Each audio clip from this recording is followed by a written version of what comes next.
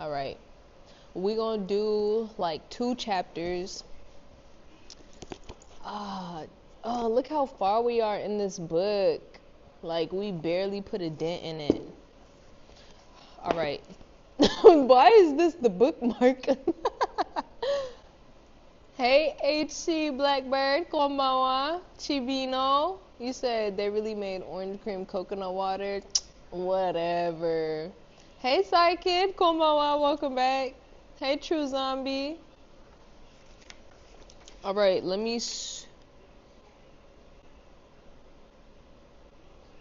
Oh my gosh. Okay, so let's do like a recap of the book. So from what I remember, Miss Vernetta is a 72-year-old black woman, and she had 2 boyfriends.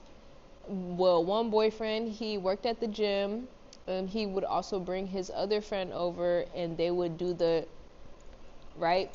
And then her husband came back out of prison. He got released, and she was at the club looking for a man, and she got set up on a date with her homegirl, and like she old and whatever, and so she set her up with somebody old as well. And she didn't want that. She wanted somebody like younger and like willing to, right? So nah, she wasn't in the booty club. She was just in a regular dancing club, and like it was like, I guess, a dinner and club. Like, you know how the Zydeco places, they'll have like the barbecue. You can come buy some so you can eat it, and they got benches and tables and stuff like that. Like, they was having a dinner, but they also danced there. So she was in the bathroom chopping it up with some young hoe, and she was like, "You want to go to the club, like the like turn up club, like stripper club?" And she was like, "Hell yeah!" They outside walking to the car, and she ended up getting a phone call from her husband, right, the one that got out of prison. He got out of prison, and he's very vulgar, foul. He's got a crazy ass mouth, you feel me? Talking about some bitch, like, bitch, you better be inside. Like, he don't play, right? He comes home, he trying to get the goods from her and just basically like use her up for whatever like she got, because he just got out of prison. He don't got nothing, you feel me?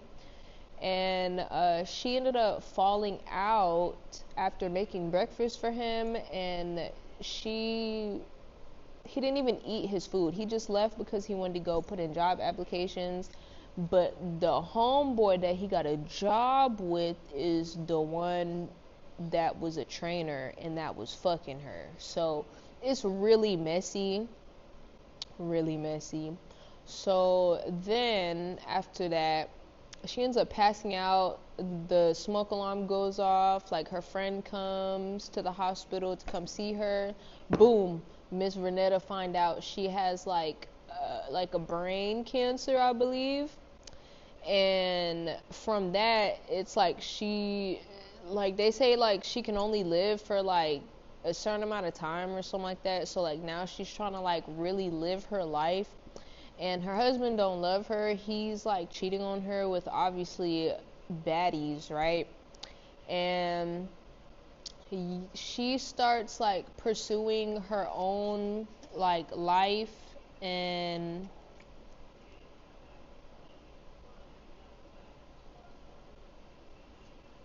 it's another man. Well, her first husband, he died, but then she had a second husband that was like half his age. So that's where we're at. And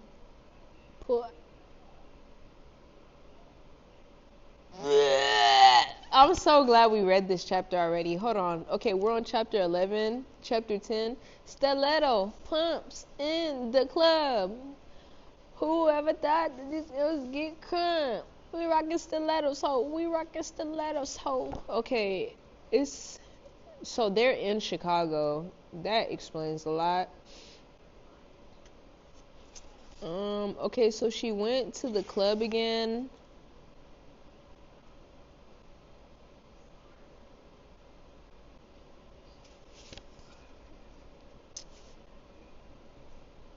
Okay, so the last chapter, she went to the club. She trying to find a nigga basically, and now she taking pills.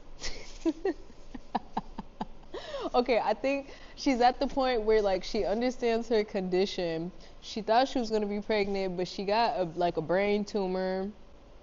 She's getting old. Her friend is getting on her. Her friend ends up getting married to like a really great guy that's like her age, has money. She ends up taking Vernetta out, and Vernetta's like, girl, I'ma still be a hoe. Fuck off. So yeah, now she at the club. She popping pills, and she ends up going to the club, and this couple is just like after her, just like trying to get her goodies, right? And I don't know if y'all have ever been in that situation before, but that shit feels really crazy when a couple is pursuing you, because it's like, oh, it's not just like the girl going behind the guy's back or like the guy going behind the girl's back. It's like, nah, they prowl, they on the prowl, they coming to get your ass. So like, it's a very interesting feeling, especially if you don't. First of all, if you don't swing that way, like you could, it's not an issue. It don't matter. But like, what if they're just not your type? You feel me? Like, you gotta want to be a part of that. Like, you feel me? You said, is Miss Vernetta bad? Well, I mean, you let me know. Is Miss Vernetta bad? That's a bad bitch. You see that body? Her body look like mine. Body T. She fine shit. You said I listened to this audiobook. Do recommend. I told y'all we gonna be back. We have to finish this and read it because we literally have a stack more to read. Like I don't. Oh my god, bro. Okay, we're on chapter 11. That's everything that I remember. So okay, right now, Miss Vernetta got her little freak on with the couple. Okay, they was popping pills, and she just did it so she could just like live her life, right? Cause she gonna die anyways. Fuck it, YOLO. Okay. She looked like a lunch lady.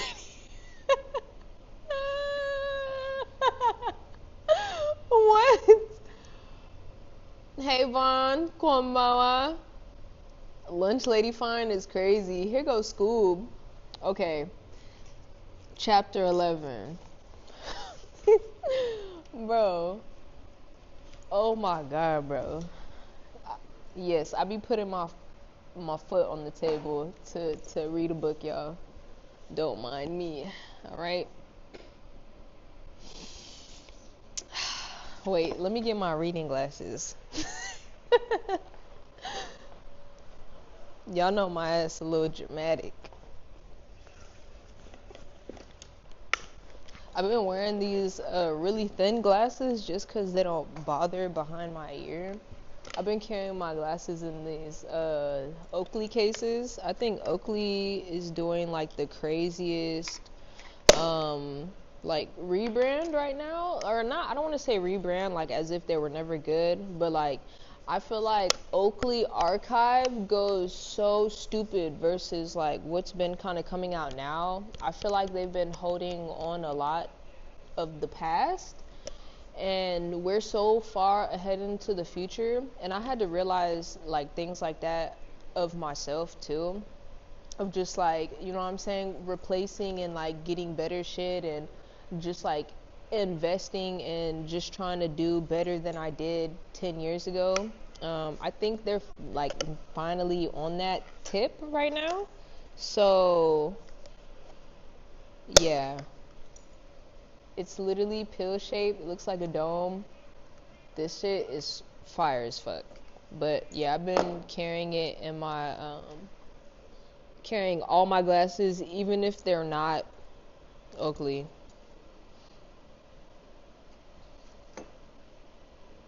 You said the guy that started Oakley also started a cinema camera company. That's so fire. I would love to be his friend. That's my type of person right there. You said just trying to knock down anything is crazy. Please.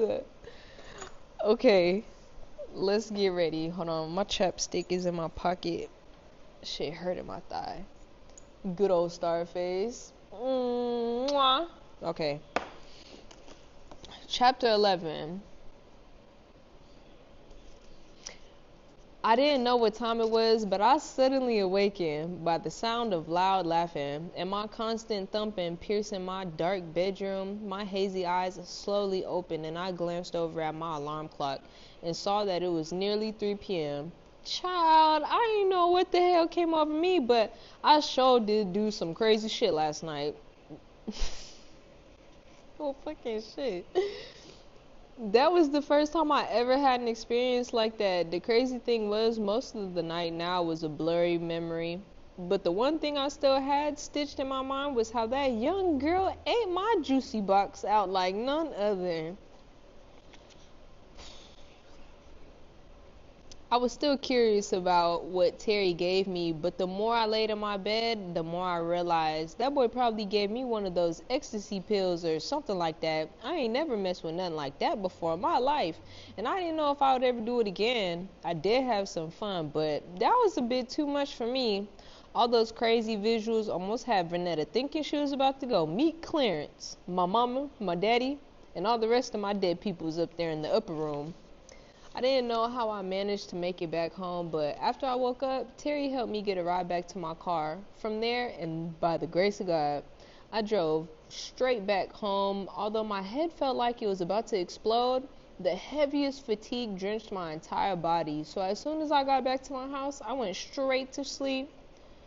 What in the hell is all that noise? I mumbled to myself as I wiped my eyes and crawled out the bed with nothing on other than my bra and my underwear.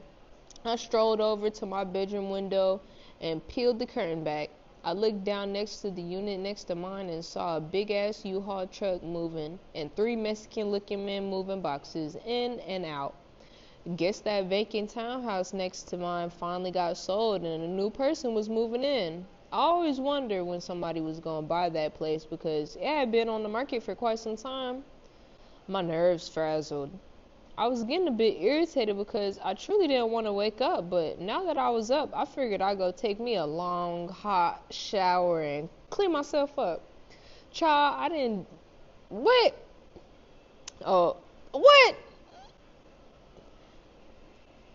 Child, I didn't know if... Child, I didn't even know if I let Terry come in me. Although I was pretty much dying. Shit, I didn't want to get any diseases and shit. Ain't nobody got time to be getting AIDS and shit. Especially when your ass already got the cancer. No, ma'am. These Mexican movers was making a lot of noise, and I had it... Oh, Lord. Well, damn. This cinema, shut up, bruh. Oh, Lord. Okay. These Mexican movers was making a lot of noise, and I had it in me to go down there and curse them the hell out for being so loud. Outside in the middle of the damn fucking cold speaking that Spanish and shit. What? But the more I thought about it, the more curious I became as to who exactly was moving in. I sure hope it wasn't 3 amigos because, baby, let me tell you one thing. Them Mexicans were notorious for partying and carrying on. Baby, them Mexicans will be up all... What? Them Mexicans will be up to 3 a.m. in the morning drinking Coronas and fucking up piñatas. Damn. What the fuck? He said, yeah, we might as well ball out, bro. We might as well. Fucking up piñatas during the middle of goddamn winter. Ugh! I grunted as I rolled my eyes and quickly pulled the curtain back. Got me fucked up. Now I was too nosy and I had to go see who my new neighbors was gonna be. Deciding to take a shower later, I threw on a pair of jeans and a shirt and a coat, and I made my way outside and put on the biggest, fakest smile on my face. Excuse me, I yelled out to get their attention as I waved at them. Good afternoon,